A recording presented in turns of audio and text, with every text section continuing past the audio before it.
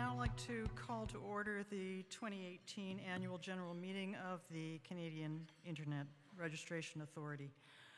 Again, good afternoon, and thank you for joining us today, or remaining with us today, for the AGM for CIRA. And with another fiscal year behind us, along with several notable successes, CIRA is moving ahead with confidence. Today, I look forward to speaking with you about CIRA's strategy, which will include both a look back in time and into the future. Following my remarks, Byron, Holland, CIRA's President and CEO, will provide greater detail into how our strategy is being operationalized, with several highlights from the past fiscal year. And lastly, fellow board member Andrew Escobar will go through CIRA's audited financial statements with you. There will be opportunities to ask questions at certain points through the AGM, and I'd quickly like to go through these procedures. During the AGM, we would request that you come to the microphone to stand to ask questions. And for those of you who are joining us by webcast, click on Ask a Question, a link on your screen, and then you can type in your question and submit it, and the question will be read to the room on your behalf. I could ask you, please, before asking a question, to state your name and any affiliation you'd like to share with us. At the registration area, members should have received a kit folder, and I encourage you to read the materials inside it. It includes the agenda, it includes the audited financial statements, and report to members. And for those members who are joining us online or by webcast, all of these materials are available on the CIRA website at cira.ca/AGM. As a member-based organization, only eligible CIRA members may vote, and consistent with CIRA's bylaws and the Ontario Not-for-Profit Corporations Act, in order to vote during this AGM, you must have been a CIRA member 21 days prior to today's AGM and continue to be a member today.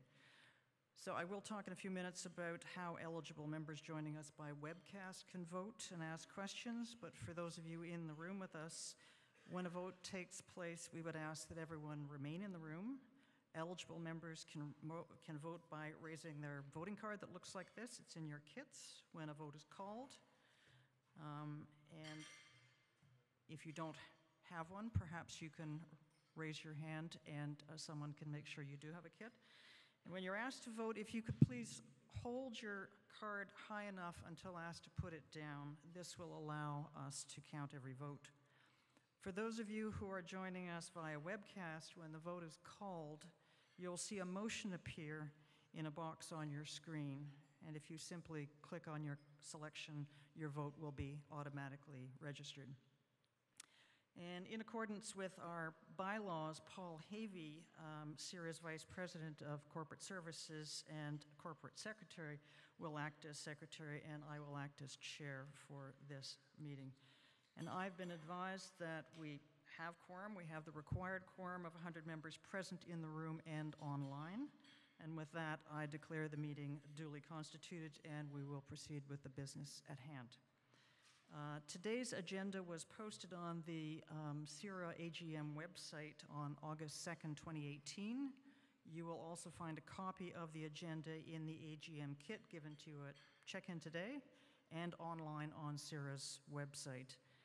And so unless I hear any objections, we will proceed with the agenda as distributed. Okay. The next item on the agenda is the verification of the 2017 AGM minutes, and a copy of the minutes from this meeting is available also in your kits and online at CIRA's website. These minutes were made available to members through the website on August 2nd, 2018. If there are no objections, I will also verify the minutes as being correct. Thank you. The minutes stand as verified. And I would like to begin my report to you today by first introducing the dedicated and hardworking members of the board who are in attendance today, and to thank them for their contributions and support to CIRA. And I would encourage each board member to please stand when I say your name, Alex Borowsko, Ryan Black, John Demko, our founder, Andrew Escobar, who is, don't have to stand, who's on the stage with me, who is the chair of our Finance, Audit, Investment, and Risk Management Committee, Michael Geist, who is the chair of the Governance Committee, Byron Holland, of course, who doesn't have to stand because he's on the stage with me as the president and CEO, Jill Kowalchuk. Rowena Liang is unfortunately unable to attend with us at last minute. Tyson McCauley, thank you. Myself, of course. Pamela Miller, who is the government representative. I'm not sure she was able to escape the government duties today. Marita Mall, who is the co-chair of the Community Investment Committee. Louise McDonald, who is the co-chair of the Community Investment Committee. Bill Sandiford, and Rob Villeneuve, who is the chair of the Market Strategy Committee and also the vice chair of the board. And now is the portion of the AGM where I provide a brief report from the Board of Directors. What did we do last year, and what did we as a board think of this performance? And the CIRA Board provides strategic oversight, setting the strategic direction and assessing the pace of progress against the strategic plan. We also oversee the finances and spending to ensure that CIRA is sustainable and using scarce resources for the right purposes.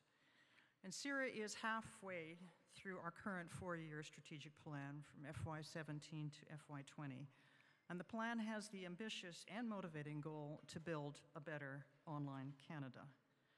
And CIRA's main role is the stewardship of an important public resource through the registration of .ca domain names and the domain name system, or DNS, which resolves queries so that my domain name or any .ca domain name can be found by anyone in the world and vice versa. But CIRA also plays a leadership role in shaping Canada's internet for the benefit of Canadians and .ca domain holders. And through the last 5 or 6 years, CIRA has also provided grants and other forms of support to strengthen the Canadian internet, its governance, and its use by Canadians. CIRA has also started to offer different products and services that could diversify our revenue base in anticipation of changes in the level of competition in the domain name industry. Given this midway milestone against our strategic plan, the board recently looked at all aspects of our business. Our .ca mandate, changes in the marketplace, our diversification strategy and how these new products and services were faring, our investment in infrastructure in Canada and abroad to extend or better secure the way the internet works in Canada, and the ways in which we give back to the community, both Canadians at large and the internet ecosystem. We also looked at the environment to see what was changing and the nature and level of risks, and to determine whether immediate changes were needed, but also what we might need to prepare for in the future and CIRA's next strategic plan. And at the end of this review, the board concluded that the strategic plan was holding up well, and that CIRA was making progress against the expectations built into the strategic plan. So let me drill down a little bit more to explain what the board saw as significant achievements. And if you're familiar with CIRA corporate reports, you will know that we characterize our activities as broadly falling in 3 areas of focus that we call our strategic pillars: operate, innovate, donate. And our first pillar is operate.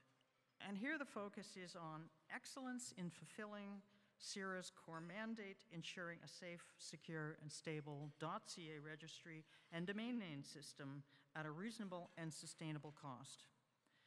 This last fiscal year, 2017-18, was a record year for CIRA in terms of .ca domain growth. There are now more than 2.7 million domains under management. CIRA grew by 5.4%.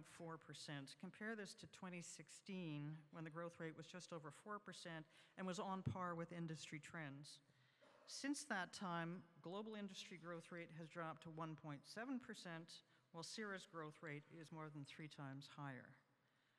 .ca growth has experienced great improvement moving against this global trend, largely due to increased and focused investment in building awareness of .ca and why a small investment in a Canadian branded domain name is a good deal. Choose.ca, Choose Canada was an effectively targeted marketing campaign, but the growth in registrations was also due to an overhauling of the way we worked with registrars. And I and my fellow board members are very pleased with this performance. And we want to congratulate the whole CIRA team for their commitment and their efforts to encourage Canadians to choose .ca. Our second pillar is innovate, and the focus is on creating new products and services that are effective in diversifying CIRA's revenue sources and provide benefits to Canadians. And diversification was seen as a necessary evolution for CIRA when the TLD, the top-level domain market, was open to new generic domains such as Paris, .paris, or .biz, or .tech. And diversification was intended to provide new revenue streams for CIRA that can keep .ca stable and secure for the years ahead. Our diversification efforts are very focused on offering products and services based on the technological expertise of CIRA staff and the products and infrastructure used in-house to keep our systems safe and secure. These products and services must be aimed at filling gaps, not competing with our partners or registrars. And Byron is going to provide much more detail on these products and services, so I'll just talk about the board perspective on this diversification process. First of all, offering new products and services is entrepreneurial in nature, and the marketplace is much less predictable and higher risk than our core mandate. So the direction of success can be sometimes surprising, and you need to be very nimble to take advantage of swings in the market. The level of international interest in CIRA D-Zone Anycast services, which protect organizations from DDoS attacks, was stronger than we expected, but it did help in the end to strengthen Canadian DNS infrastructure. Domestically, CIRA has a hit on its hands with the D-Zone DNS firewall, which protects organizations from malware and ransomware. The Canadian education, hospital, and public service sectors were not being well served, and thus firewall took off. Both of these services align well with our goal to build a better online Canada. But we, board and management, also realize that to be successful in these new markets, or to be ready for future surprises and unexpected market shifts, we needed to spend more time identifying risks from new models of partnership and to be clear about what types of risks were reasonable and manageable and which risks should be avoided. We want to ensure that the core mandate of .ca stewardship is never compromised. This year, risk identification, risk tolerance, risk mitigation, risk oversight have been a constant thread in our board and management discussions. The efforts to diversify products and services also provoked board interest in how efficiently scarce funding is used and what measures we should use to determine if the new revenues are covering costs or whether there are other non-revenue benefits that should be taken into consideration. And this review of costs and revenues is a work in progress, but intended to ensure that the board has the tools to do the job on your behalf of ensuring good value for money. Our third pillar, by no means our last pillar, our third pillar is donate, which includes investments into the internet to make it more robust in Canada and stronger and safer and more accessible for more Canadians. Giving back to the internet community in this way is an important part of CIRA's identity. As a not-for-profit organization, we invest what we earn back into our operations, but also back into the larger internet ecosystem. This is done through all pillars, but explicitly through the donate pillar. There are two streams to it. The first is the Community Investment Granting Program, which is led by a committee of board and independent members. It is now in its 5th year. It provides roughly $1 million annually to not-for-profits, charities, and academic organizations in Canada to promote access, digital literacy, and adoption. The second stream includes investment decisions made by CIRA's management team into the internet ecosystem. And one of the most visible examples of this is CIRA's support for internet exchange points across the country, which are a direct investment into Canada's internet infrastructure and data sovereignty. CIRA's board is currently working on a strategic review of our community investment efforts. Our granting program, as I said, is in our fifth year, and as the program has matured, now is really an opportune time to take a look and determine whether there are any changes that might improve its effectiveness or accelerate progress towards our overall goal of building a better online Canada. This review is also underway, and we're grateful for the insights that the independent committee members and past recipients have given us as to how well the current program is working and where some improvements might be warranted. So with 2 years remaining on CIRA's corporate strategic plan and based on the results from FY18, we're well positioned at this halfway point. And on behalf of the board, I'd like to congratulate and thank Byron Holland and his entire team at CIRA. So thank you, Byron.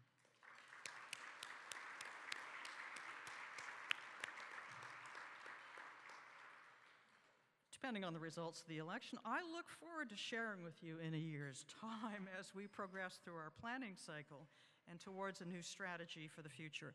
And I welcome questions during the Q&A portion of this AGM or during the networking opportunities that will follow immediately after. And thank you very much to CIRA members for your continued engagement, your commitment to CIRA and its work. And now I'd like to ask Byron Holland, CIRA's President and CEO, to come forward and tell you a little more detail about all the wonderful things that happened in CIRA's 2018 fiscal year. Thank you.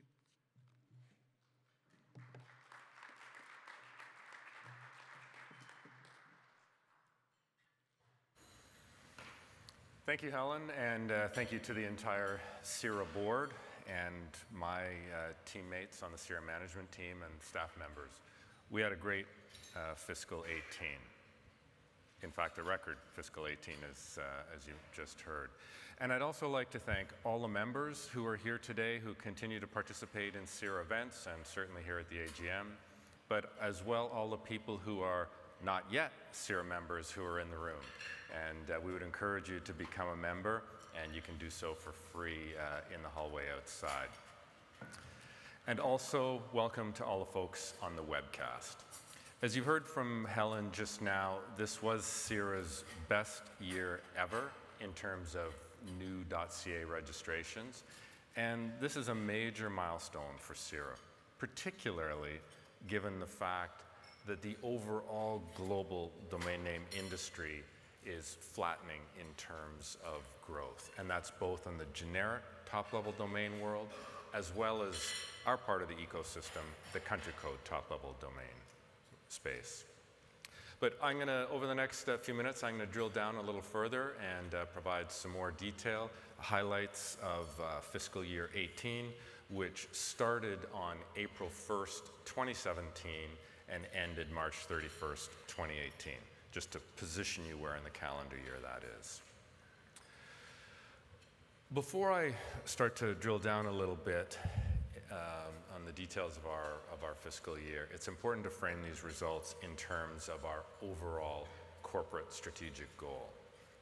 And that overall corporate strategic goal is to build a better online Canada. In a sense, not to beat the metaphor to death, but it's really CIRA's moonshot. It is the top-level goal of the organization. It's an aspirational goal, but it is the kind of goal that drives us, that motivates us. When we ask, should we be doing this thing, we always refer back to, how does this improve the internet in Canada? How can we help build a better online Canada? And in every strategy, in every tactic, in every plan that we develop, we're always both guided by and motivated by the aspirational goal of building a better online Canada. So I'll start this year with .ca. That is the core mandate of CIRA. We do many other things, but certainly the stewardship of .ca is always job number one for this organization. And I think it's a fitting place to start because we had an awesome year. Our goal for the year was 497,000 new registrations, which would have been one of our best years ever anyway. It was a stretch target to begin with, but by the end of the year, we had registered more than 537,000 new .ca domain names. Oh, thank you for that. I was actually just getting some static and feedback, but I appreciate that. I'm getting feedback here. But as I said off the top, you know, best year ever. So it was pretty encouraging to the staff, to the team, to our board, and of course to our registrar partners who are the ones who actually sell .ca domain names directly to the end user. To give you some perspective, you saw a little hint of this in Helen's slides, but to give you some perspective in terms of CA versus global growth rates, this is a 5-year or 6-year snapshot of where the industry is at and where CIRA is at. So as you can see, generally speaking, over the last number of years, we've outperformed the industry. And when I say the industry, I'll be a little more specific, the country code top-level domain space. And that is a little bit different from the generic space. Nevertheless, we've outperformed the generic space as well, but I'm going to drill down more in our side of the ecosystem. And you can see in the red bars our growth rate, .ca's growth rate over the past 6 years, and the black line is the industry growth rate. So by and large, we outperform the industry. Historically, we have, at least over the last 6 years. And in terms of FY18, we have dramatically outperformed the industry. This doesn't just happen. It's not by accident that this happened. It's something we work on every day. Our management team, our marketing communications team focus on this because we consider it part of our mandate to put .ca's into the hands of Canadians. It's not just to run the machine, it's to actually get CAs into the hands of Canadians. And I think these numbers speak for themselves. You can see that what we're doing is having an impact. And how do we do that? How do we communicate? How do we market .ca into the community?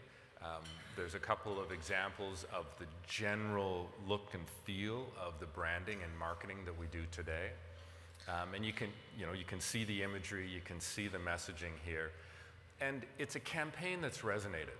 Now, of course, it resonates in part because it's just true. We can all recognize those images somewhere in our life. And it's really kind of the virtual message on your digital backpack that signals to the rest of the world or to the rest of Canada that you're a Canadian organization, a Canadian individual, a Canadian business. So I'd just like to say, thank you to the marketing team and all the support within our organization that put together these campaigns that have had the kind of impact that you saw on the last slide. And of course, I'll say it again, thank you to our registrar partners, the folks who actually sell directly to the end user, because we work very collaboratively and closely with them, and we couldn't have the success that CIRA has had, .ca has had, without our registrar partners. Most people know us for the registry and .ca domain names, but arguably the most critical thing that we do is operate our part of the global DNS system, the global domain name system. And simply put, not everybody's super familiar with the DNS, but simply put, it is the computer network and the infrastructure that allows everybody, when they type in a .ca domain name on their browser, to find that one and only .ca domain name and return it to your browser or get to the right email address. And we operate the part of the DNS that does that for .ca. It's a critical part of what we do, and it is what in turn provides kind of the performance and the resiliency and the security that we all come to expect from a .ca domain name. But the map here helps give you a sense of the breadth of our reach to do that and what it takes, because each of these black dots represents a physical point of presence. our equipment in a data center somewhere. Every single one of these black dots are where we have physical points of presence. So when we think about .ca, we often think about Canada. We can't help but think about our geography and where we live physically. But where we live online is far broader than that. Clearly, in order to deliver .ca to Canadians, between Canadians, we have infrastructure in Canada. But to bring Canada to the world online and the world back to Canada online, we also require significant physical presence all over the world. And this gives you a sense of where we have those physical points of presence that support our DNS. That's the infrastructure that underpins the DNS that we operate, but we also do other things. We have been very catalytic in working with communities across Canada to start internet exchange points. We do that in a number of different ways, but some of it, of course, is also actually providing or helping with the infrastructure of internet exchange points. This map was very different 5 years ago. 5 years ago, realistically, there was one exchange point, Torix, in the middle of the map. And over the past 5 years, we, with a number of other community members, have catalyzed many new internet exchange points.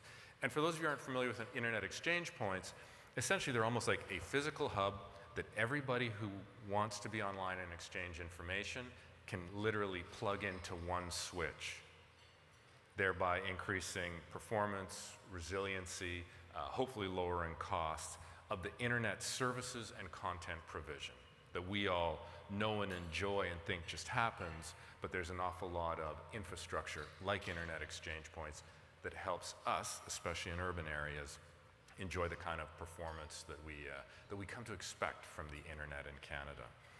And in FY18, we were partners on the 3 most recent internet exchange points in Moncton, Saskatoon, and actually right here in Ottawa-Gatineau.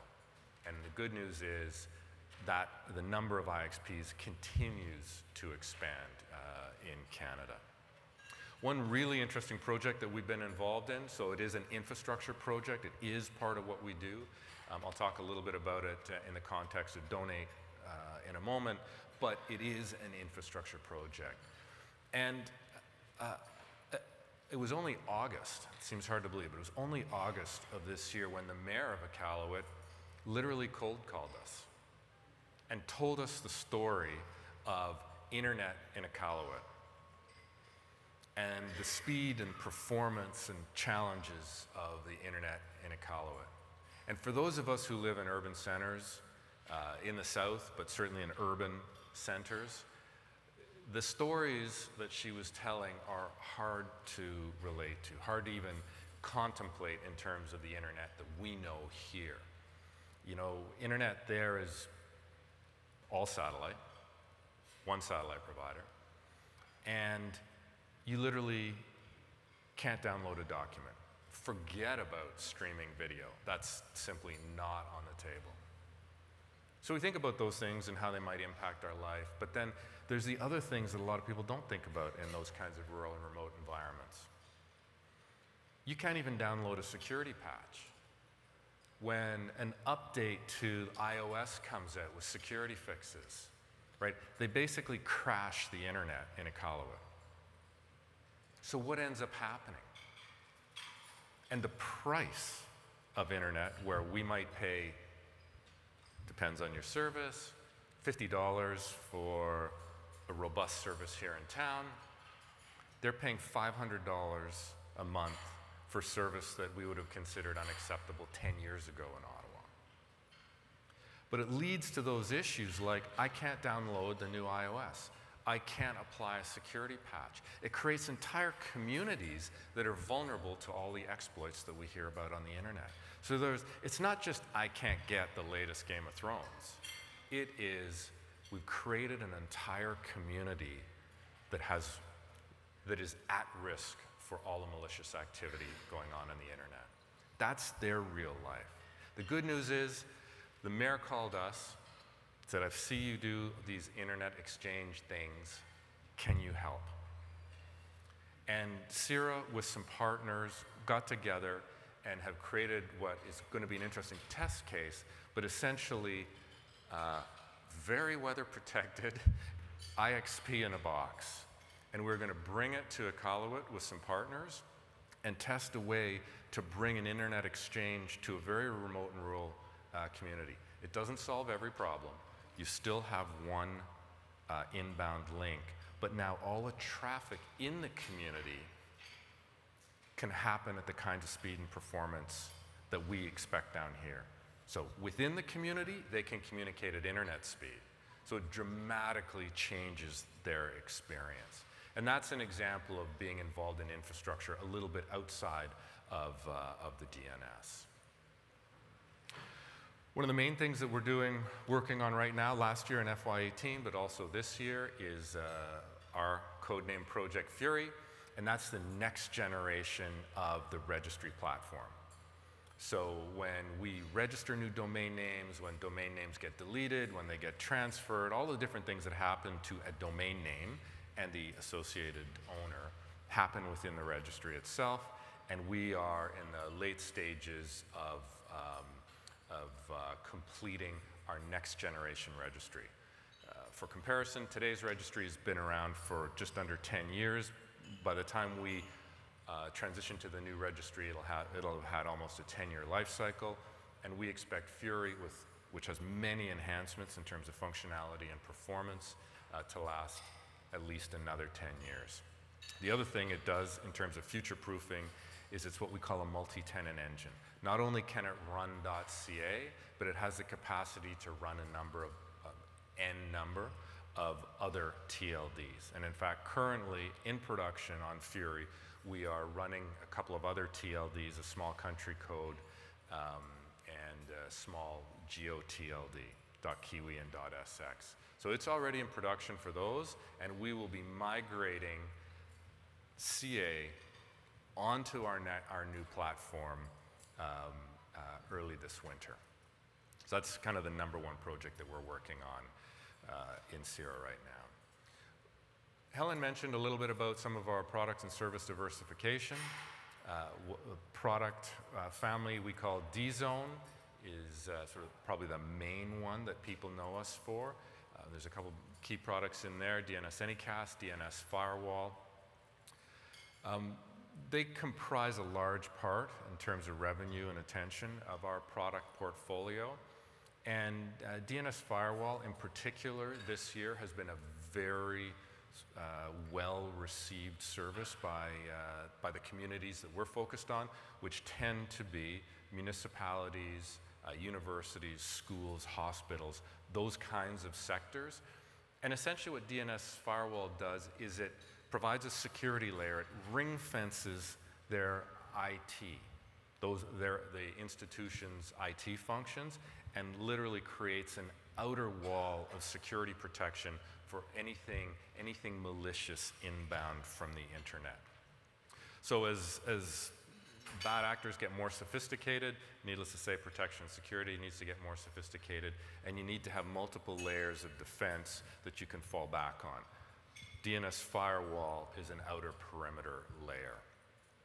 And we, I think, because of the nature of CIRA, have been particularly focused on those kinds of institutions that I've just mentioned and what that does in terms of kind of supporting our overall goal in terms of building a better online Canada. DNS Firewall, and remember this is FY18, which ended March 31st. We just launched Firewall the previous summer, and between June and last March, we went from 0 to 77 customers. We're averaging about 500,000 malicious queries per month that we block and defend against, and we have approximately 800,000 users. Within those 77 customers are approximately 800,000 users that we're protecting. Now, I think one of the other things, when we look at products and services, of course, we look at what is the overall goal of CIRA, and that's to help build a better online Canada. So when we think about where can we add value as CIRA and what might be consistent with our strategic plan, Firewall was one of those services. And let me tell you why I really think that it is the case and why there's space for an organization like CIRA in this part of the ecosystem. We protect a lot of K-12 schools. K-12 schools that did not have this kind of protection. And it's also policy-based, not to dig in too deeply, but it allows the organizations to set the policies by which they're protected. So they can block certain things, gambling sites or other sites that schools clearly don't want their kids going to. So it does that, but it also protects inbound malicious activity. And right now, we're protecting about 500,000 K-12 kids in public boards in Canada. So that's an example of why we think that this service and the things that we're doing feather in perfectly to our overall strategic plan. Behind this is about 30,000 websites as well between all of the customers. So we're not only protecting people, but we're also protecting their websites and their presence online. So we talked a little bit about some of the Innovate stuff we're doing, like Firewall, core operations like Fury and infrastructure. And now I just want to touch on the third pillar of our strategic plan, which is around the donate piece of what we do.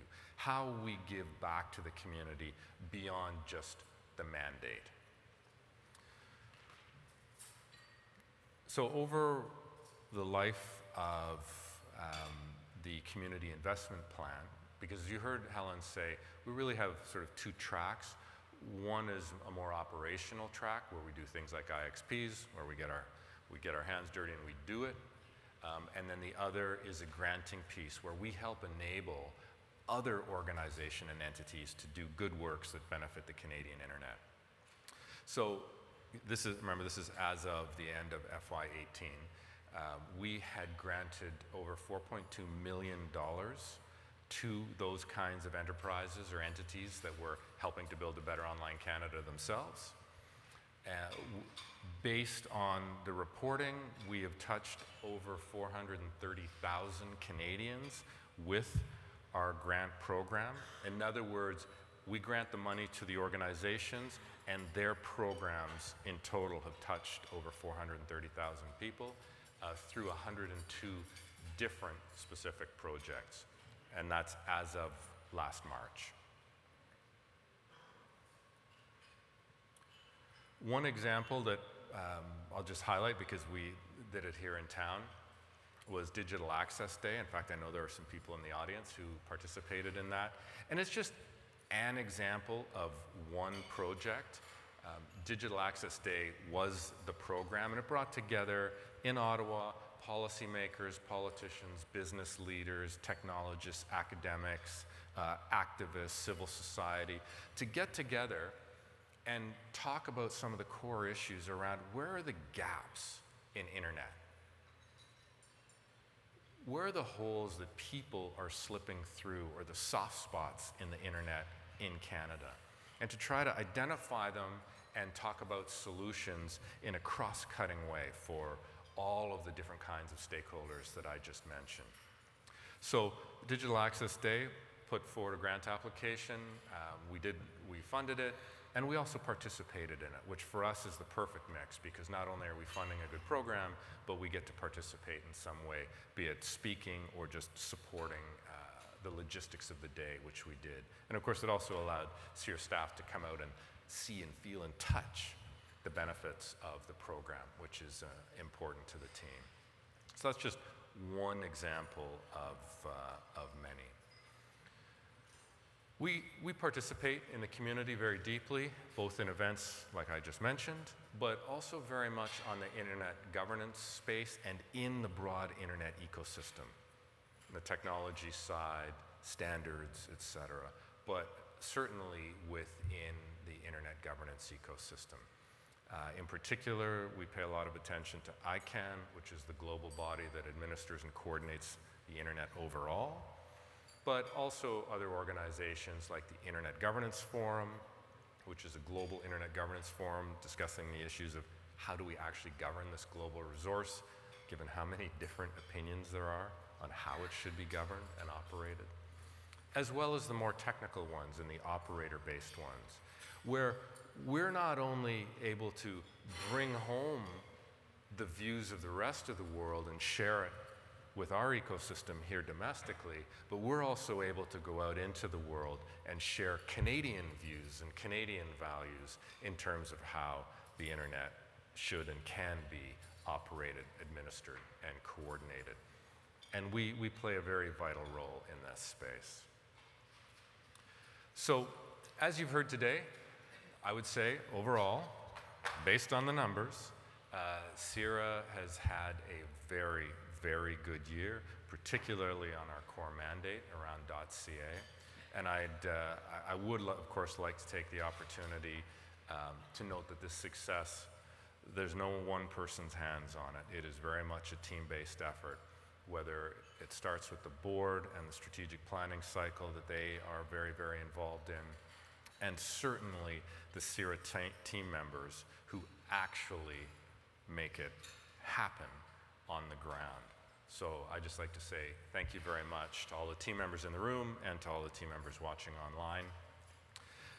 As Helen noted, we are about halfway through a 4-year strategic cycle. I think we're in good shape to execute on what we believe that plan could look like over the 4 years. You know, we're certainly not the same organization we were 10 years ago when I started, which just saying that seems hard to believe, but yeah, 10 years ago I started. And I'm certain that 10 years hence, we won't be the same organization that we are today, that we're talking about today. But I truly believe that the plan that we're executing on right now and the early stages of our longer term planning are absolutely going to let CIRA flourish over the next decade, just as we've seen it flourish this past year and over the past decade. So with that, I would like to say thank you very much to all the members and to everybody else who's joined us here today. There will be Q&A at the end, so happy to answer questions then. And I will pass it over to Andrew Escobar, Chair of our Finance, Audit, Investment, and Risk Management Committee, who's going to walk us through some highlights of the auditor's statement and financial reports. Thank you.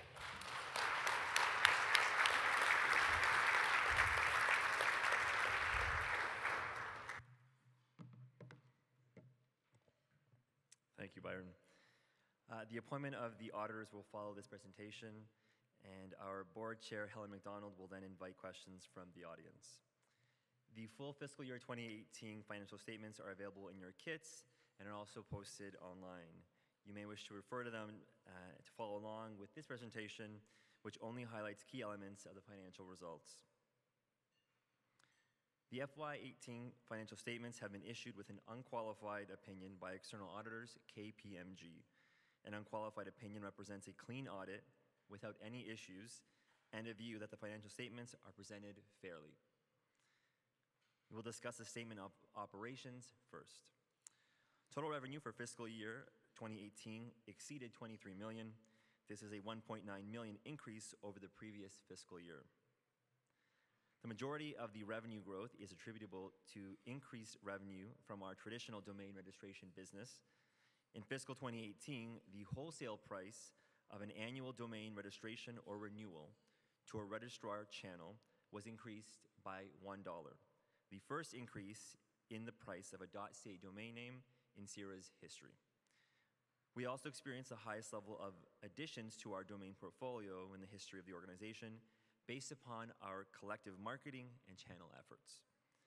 As you heard today from Helen McDonald, our year-over-year net growth in the domain portfolio, additions less cancellations, was 5.36%, and our net growth rate percentage remains better than the global trend of declining growth rates among most country code top-level domains. We ended the year with a total of 2.7 million domains under management, an absolute increase in our domain portfolio of approximately 139,000 domains over the balance at the end of the previous fiscal year.